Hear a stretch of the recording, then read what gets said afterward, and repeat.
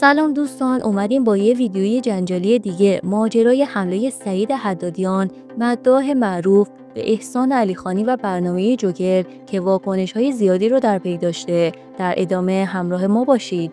چند روز گذشته حاج سعید حدادیان در همایش دومین جایزه کتاب مداحان مؤلف به احسان علیخانی و برنامه جوکر حمله کرد و او گفت کسی که صدا و سیما سالها روی او برنامه ریزی کرده و بهترین برنامه مذهبی مثل ماه عسل در بهترین زمان روز یعنی قبل از افطار رو بر عهده او واگذار می‌کرده، حالا از صدا و سیما بیرون رفته و برنامه جلفی مثل جوکر را ساخته که زنان را بیاورد و در مقابل چشمان هزاران نامحرم بخنداند. این برای چندمین بار است که به برنامه جوکر احسان علیخانی حمله می شود و تا به حال روزنامه‌ها و شخصیت‌های مختلفی برنامه جوکر را مورد نقد قرار دادند.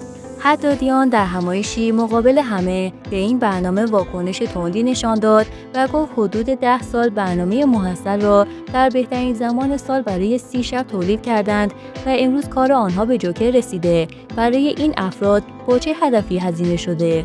این بخش دیگری از حرفای سعید حدادیان است که مورد بحث در فضای مجازی قرار گرفت. اما قبل از پرداختن به این موضوع کمی به عقب برگردیم، به زمانی که احسان علیخانی در تلویزیون برنامه محصل می‌ساخت. برنامه‌ای که بعد از تمام شدنش همه شبکه‌ها به سراغ تولید مشابه آن رفتند و هنوز که هنوز است از روی آثار او مشق می‌نویسند. حالا دوباره برگردیم به همان حرف‌های حاشیه‌ای این چند روز اخیر حدادیان. اگر قصد حدادیان نقد مصلحانه است، بد نیست که کمی لبه تیز انتقاداتش را تغییر دهد. ممکن است همه ما به برنامه جوکر و برخی قسمت‌ها و مدل عملکرد و انتخاب احسان علیخانی یک جاهایی نقد داشته باشیم و به همه وجوه این برنامه بپردازیم، اما بیایید لبه این نقد را کمی تغییر دهیم. وقتی او توصیه می‌کند کار خوب را ببینید، در این مصداقش هم می‌تواند نگاه انتقادآمیزش را غیر از سازنده جوکر به سمت کسانی ببرد که در دور شدن او از تلویزیون تاثیرگذار بودند. نقد داشتن به یک برنامه حق هر مخاطبی است، اما در اینجا نقد فقط به احسان علیخانی برنمی‌گردد. او در زمان حضور در تلویزیون برنامه‌هایی را ساخت که همچنان ایده‌اش مورد توجه است و همه به سمت ساخت چنین برنامه‌هایی می‌روند. وقتی به سراغ ساخت عصر جدید رفت، برایش استعدادیابی و در کنارش ایجاد برنامه‌ای که مردم را سرگرم کند در اولویت بود. بارها گفته شده که سرگرمی در تلویزیون اهمیت بالایی دارد و البته تعریف و جایگاه سرگرمی مانند سده‌های قبل نیست.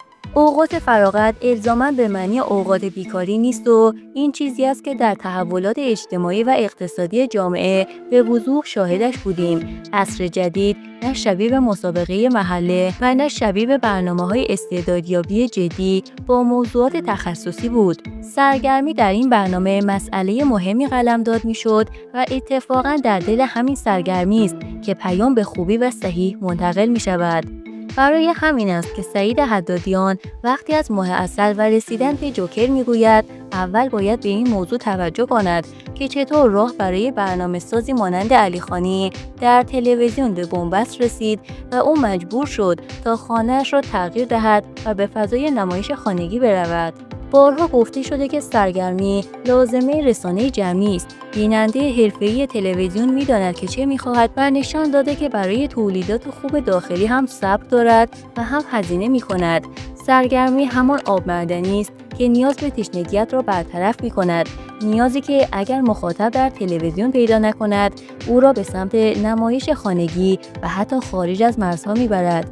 همین چند خط گفته شده میتواند پایه و اساس نقدی باشد که یک بخش آن به احسان علیخانی برمیگردد، اما بخش‌های دیگر هم دارد که توجه نکردن به آن باعث گم شدن خط و مسیر نقد می شود. اما این آخر حرفهای حدادیان نبود و حاشیه دیگری هم درست کرد.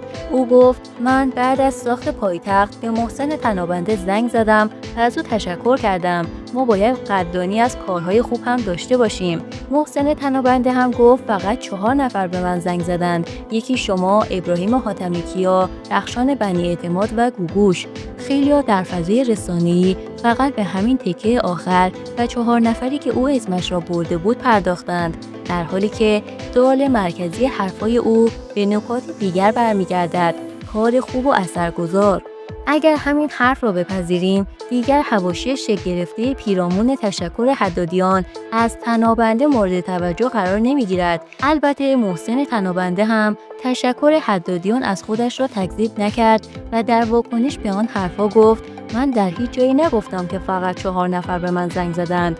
اغلب اهالی فرهنگ و هنر و مردم کوچه و خیابان هر وقت با من مواجه شدند نسبت به سریال پایتخت لطف داشتند. اما بعد از صحبت‌های سعید حدادیان با واکنش مردم روبرو شد و برخی‌ها گفتند چرا برنامه‌ای مثل جوکر که خنده بر لب مردم می‌آورد شما را آزار می‌دهد و انگار دوست دارید مردم مدام در حال گریه کردن و در غم باشد. حالا شما نظرتون رو در مورد صحبت‌های سعید حدادیان در مورد جوکر بنویسید. اگر از این ویدیو خوشتون اومد حتما لایک کنید و نظراتتون رو با ما در میون بذارید. برای دیدن ویدیوهای بیشتر در مورد چهره‌های مشهور و دنیای هنر کانال ما رو سابسکرایب کنید و زنگوله رو هم فعال کنید تا از ویدیوهای جدیدمون با خبر بشید.